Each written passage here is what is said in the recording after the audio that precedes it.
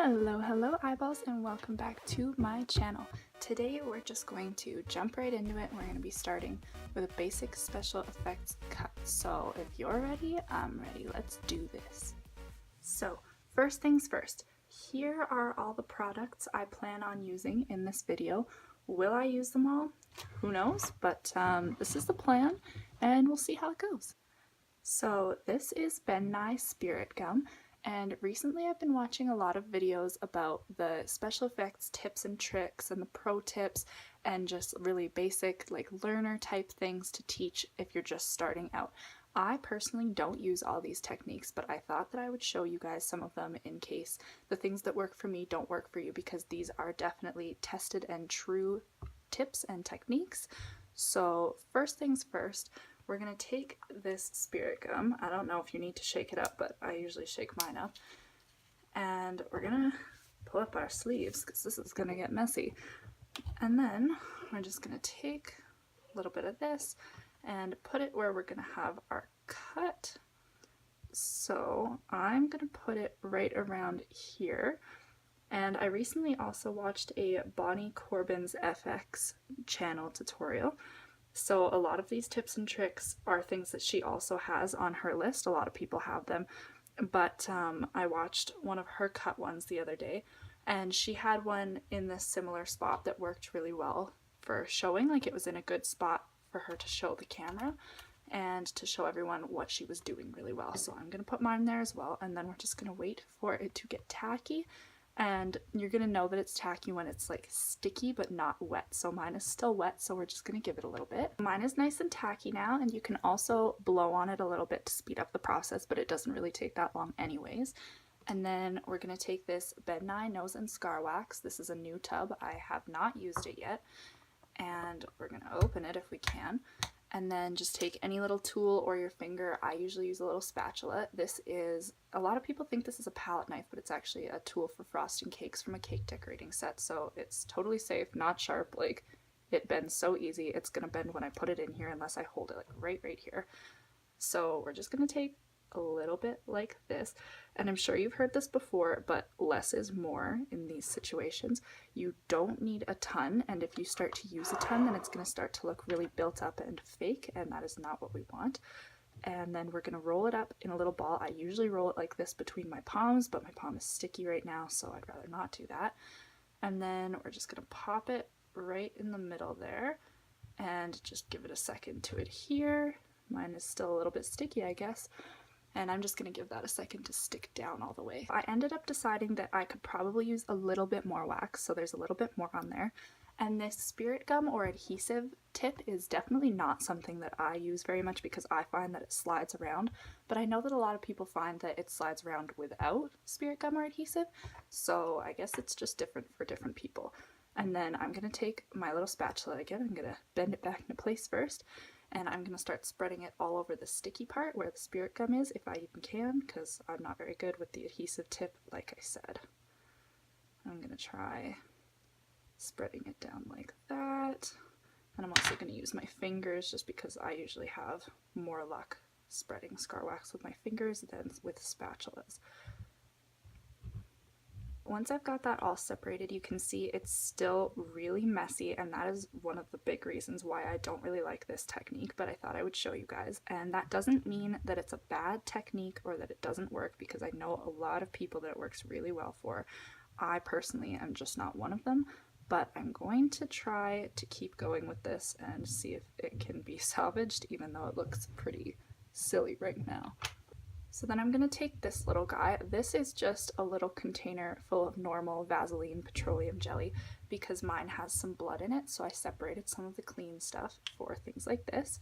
So I'm going to take my little spatula again. I'm just going to take a little bit of this out, and I know that you can also dip the spatula in it beforehand when you're spreading and everything to just make it a lot easier, but I personally like to do it this way. And then you're just going to pull it over the edges, kind of massage it into your skin, the wax. I don't really know how to describe it.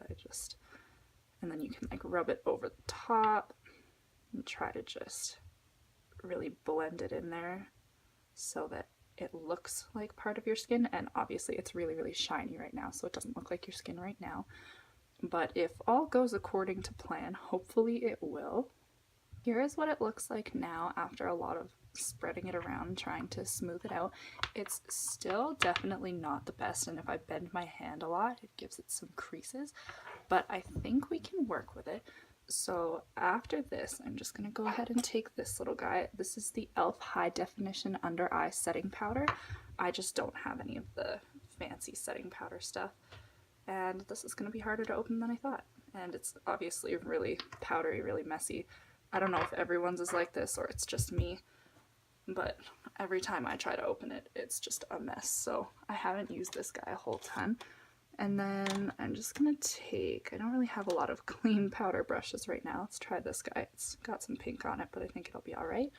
And I'm just gonna kind of dab it around in there, get it off everywhere else. Doesn't need to be there. Just to really make sure it's matte and make that shininess kind of go away. Because unless your hands were wet or there was something on them, they probably just wouldn't naturally look shiny like that. So we've got that.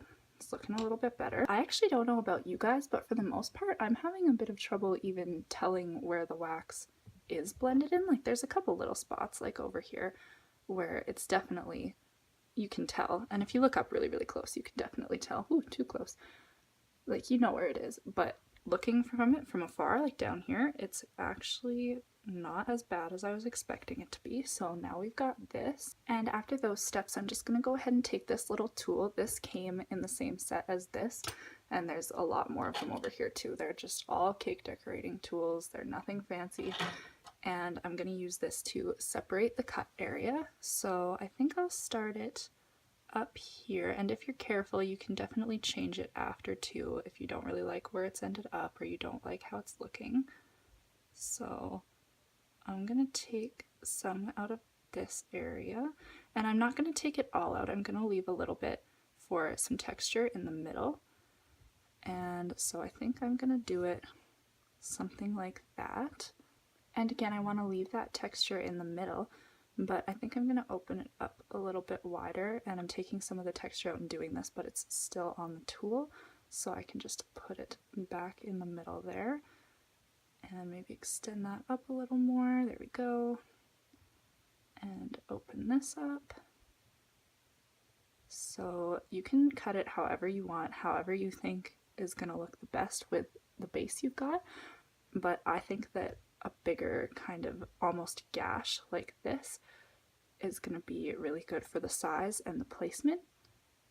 So that looks, I think, about textured enough for now, so I'm going to leave it like this. Then I'm going to take this container, which is just one of those little dollar store cheap Walmart type containers. It's the same thing that this Vaseline is in. I've got a couple of them and one bigger one, and so like I said, it's just got some water in it, or maybe I didn't say that, I don't really remember. And then I'm going to take this NYX Conceal Correct Contour Palette and take some of this red shade and kind of just dab it around in there a little bit. I don't want it all in there. I just kind of want to get it a little bit on the side. And then I'm just going to leave that. And I'm going to take this little brush.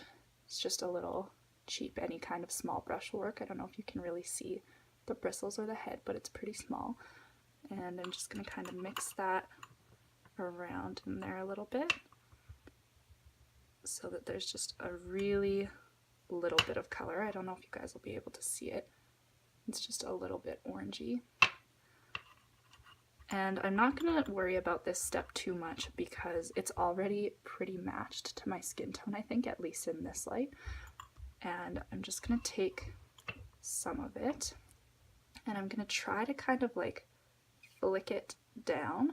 I know that you can flick it like this and it usually works pretty well, but I'm really bad at flicking it in that direction. So you can also just dab it on there a little bit if you wanted to, but it might, if you use too much, it might make it a little bit shiny again, so you might have to go back in it with the setting powder. So there's that. I don't know if that really changed anything for you guys, but it looks a little bit different from my end. And then once you've got that looking how you want it, I'm just going to go back in with my tool and just sort of try to sharpen it up a little bit. Maybe open up the edges a bit more if you want to. This step is not necessary. And then maybe I'll even open this side up a bit more. I know I keep opening this side more and more. I just want it to be big enough that I can show you guys the details, but not so big that it loses them, if that makes sense. So we're just gonna go in and around down there. Down here doesn't have a ton of wax, so it doesn't really open up as much as the rest, but it's not bad.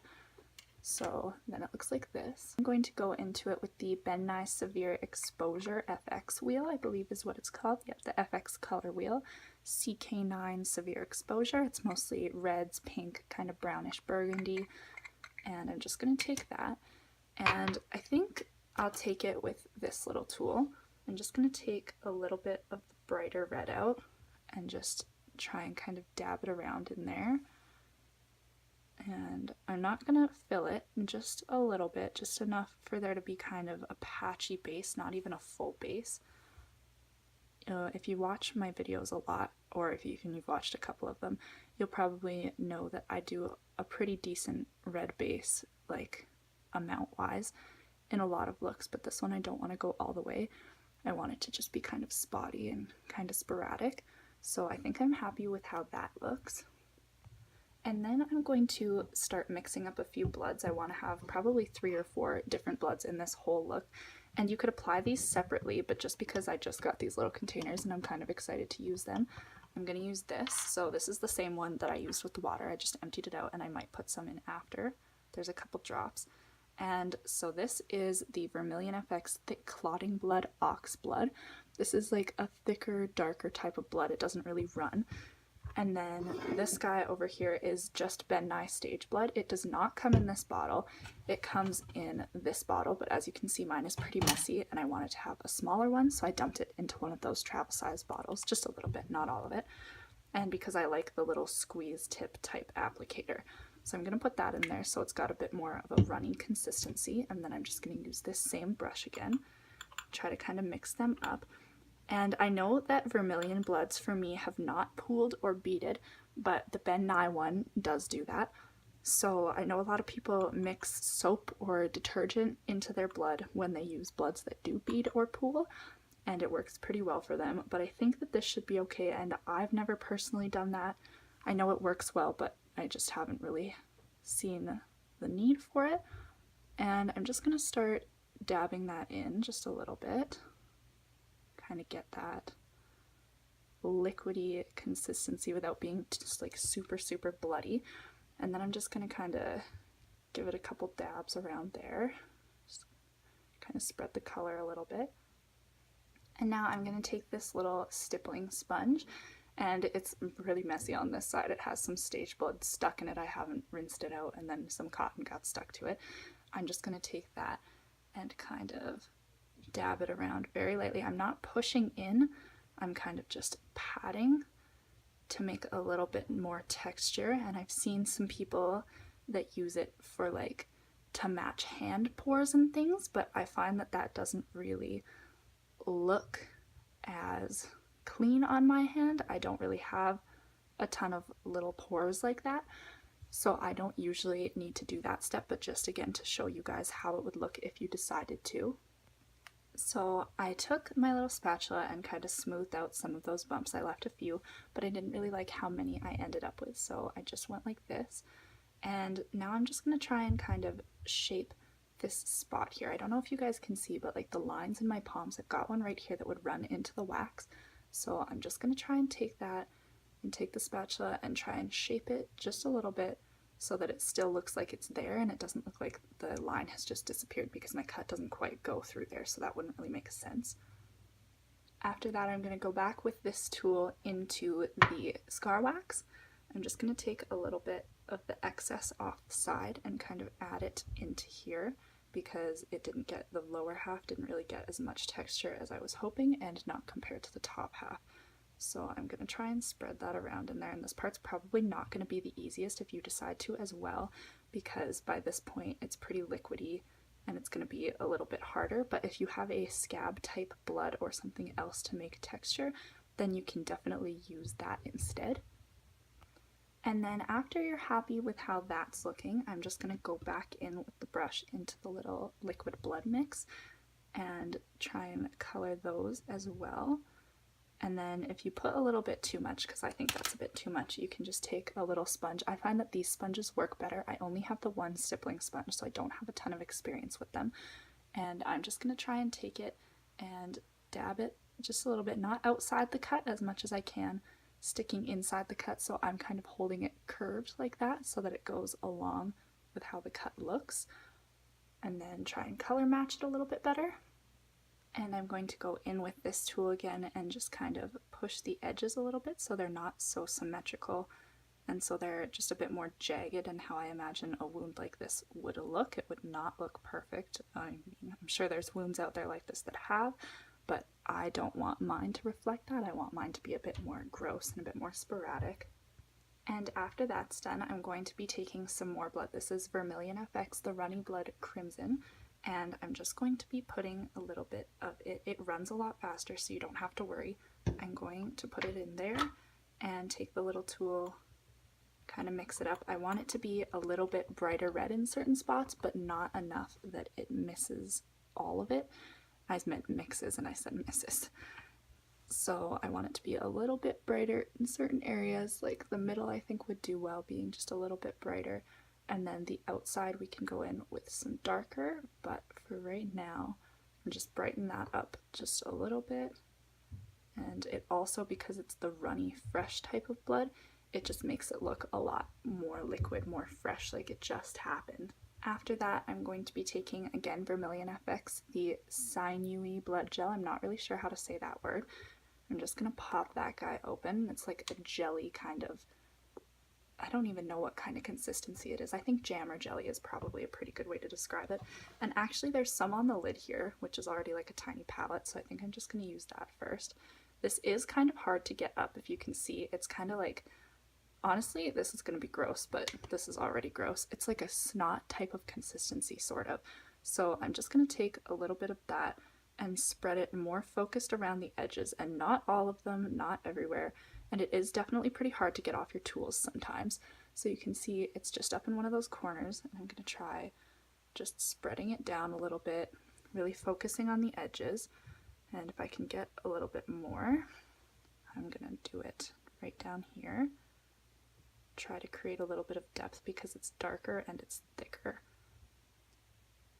So then we have something that looks a little bit like that. And the colors are starting to really get there. And then I'm going to take the Nye Severe Exposure Wheel again, take out some of this pinkish burgundy type color, and just go right in around the edges, just dabbing it a little bit. I don't want to totally spread it and make it look like it's everywhere. I'm just kind of going in some pretty random places. There isn't really a rhyme or reason for any of these steps, but this one especially. And then we're just going to have it, it's going to look sort of like that. And I'm going to go back in with the Vaseline for a different purpose. I'm just going to take a little tiny bit of it out. I don't know if you can really see, but there's not very much on my tool. And I'm just going to put it down at the end here. This I find also creates a bit of texture, and because there is blood in the wound already, it's not going to matter that it's clear. It's going to be pretty color matched to what else is in there. And you can use a little or you can use a lot, it's really up to you.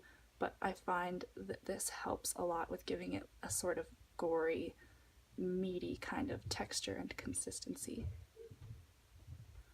So there you have that, it just kind of looks like that, and then you can spread your blood gel or your scab blood or anything around in there. You could definitely use just a type of scab blood, fresh scab or scab paste or anything like that for this look as well, but I personally just wanted to use this one because I really like the consistency of it and because I do have it, so I would like to use it when I can. Now that we've got something that looks a little bit like this, I'm just going to go in with some more of the liquidy blood, and just to give it a little bit more fresh now that there's been some more stuff added to it, just to make it look like it's not dried up and old, because I want this wound to look like it was pretty recent. And so we're going to mix that in there, trying to like dab a little bit up in here. And if you want to, you can just kind of try and scrape your tool off. I'm just going to scrape it off over here. and try and pull the top part out a little bit more, just so it's a little bit sharper if you have enough wax up there to do so. And I'm going to close that a little bit so it comes to more of a point than it does right now. And then give it a little bit of blood in there as well. So now it's going to look something like that. There we go.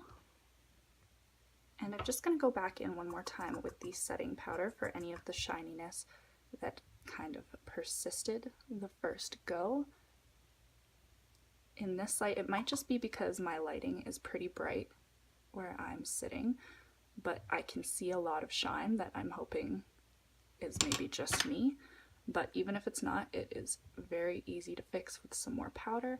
And I'm just going to go in again with my spatula to really make sure that my edges are nice and blended down. And you can go at it with the point side, but I find that it works really well if I kind of go like this with the side, because it pulls it all out at a pretty even base. And then you can just use the top corner, like this little part up here, if you're trying to get some more fine details in there. And just make sure that it's all as blended in as it can be from what you can tell and from how it looks at your angle. And try looking at it at a few different angles as well to see, like, hey, does it look good over here? Does it look good over here? Is it all good from all angles if someone else was looking at it that's not just me? Also, when you are going around it with a powder brush, or a brush that's similar to this one anyways, it's going to create the same kind of texture as it did when you were going at it with the stippling sponge. So if you still want that kind of texture, but you don't want it to be as pronounced as it is, because these holes are definitely more widespread and they're going to make bigger marks and deeper marks too, probably because this is a more coarse material and these are just normal soft bristles. So you could brush it, you could just kind of dab it, go around like that and try to create texture that way if you don't want to have the big marks like I didn't want to have them. And now that that looks a bit better, I'm just going to take this little brush again, put it in the liquidy part, and just put a couple little dabs around the wound. And then you could use a sponge for this part, but I'm going to use my finger just because I think it'll be easier to blend if I don't like any part. So I'm just going to kind of dab it around, and because it's in water, it's really diluted. So if you don't want it to be that really bright kind of red that's really out there and that you can really see, then you can just dilute it with a bit of water, and then when you're dabbing it around you can see it's nowhere near as thick or as red as the blood that's actually in the wound, but still gives the feel of irritation and it looks fresh. And I'm just going to put a little bit in here too. There we go. And this part I think I will use the sponge for, just because it is so close to the actual wound and I don't want my finger to squish any of it.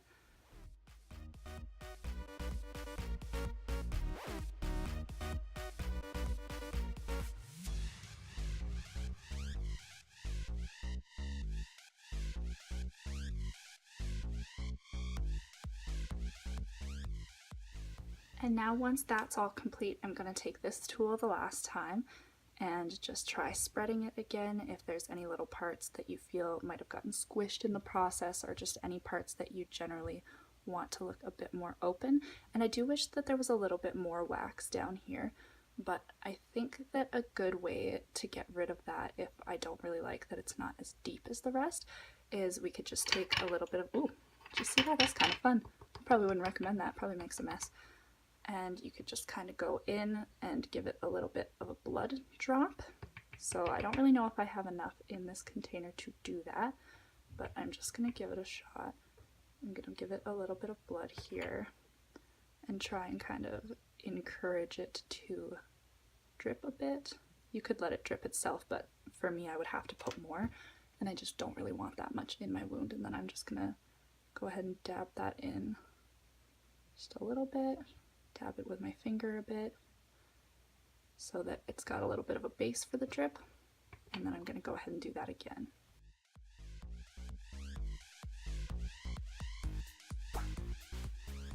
So once you've got that done, I'm going to take the spatula, actually I've decided, and go into the sides just a little bit and try to sort of blend the edges a bit closed in some places to make the wound look a bit deeper.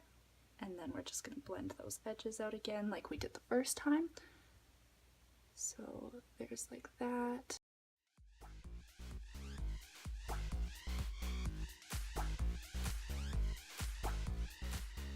And you can also just put a little bit of blood around other places on your hand if you don't want it to look as clean cut, if you want it to look more traumatic, as I imagine a wound like this would.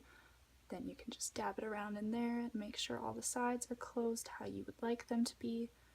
Make sure all the blood is kind of separated enough that it's not pooling in places and it doesn't look like it's all concentrated in one spot. And then I think that's about it. This is how you could do any small wound, any small cut like this. You could use these similar techniques. It does not have to be this size, this shape, in this exact place. This is just the way I wanted to roll with it. And then I have a ring light over here. It's kind of messy, sorry. I'll try to get you a bit more light. And I'm not sure if you can really see that very well, but that is what the final product looks like. From what I can see, it's pretty blended on all the sides. Over here on the finger could use a little bit of work on the shininess, but I think that's just because I'm holding a light up really high to it. Matter of fact, we could probably just grab this guy and see if we can fix that up a little bit since we're already here. And let's see if that makes it any better. Yeah, I think that made it a little bit better. Maybe not all the way. I can't really see the camera that great, so I apologize. And that's just how it looks now at the end. So it probably would only really take about 10 minutes. It took me a little bit longer because I was trying to explain the steps and show you guys what I was doing and to create a good depth that I think a cut like this would actually possess. So there you have it. And that is the final look. So I will take some pictures for you guys and include those in here as well so that you can see the final product in some better lights, because this one is just really not the greatest. But I'm really proud of how the depth came out, and I'm sorry about the shininess for you guys because this light is pretty bright, but there's not really anywhere else in the room or in the house with enough light to do it better justice. So that's what it looks like. That's the final product. And then it's pretty easy to get off. I'm just going to use this little tool again, and I'm just going to go straight for it. And as you can see, that takes pretty much all of it off. You can just go on the sides, and if there's excess spirit gum, you can use spirit gum remover, which I unfortunately do not have any of at the moment, but it is definitely helpful, and you can just keep getting all that until you think you've got it all off.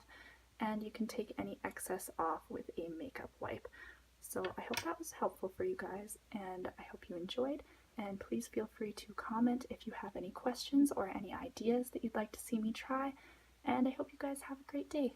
Bye-bye!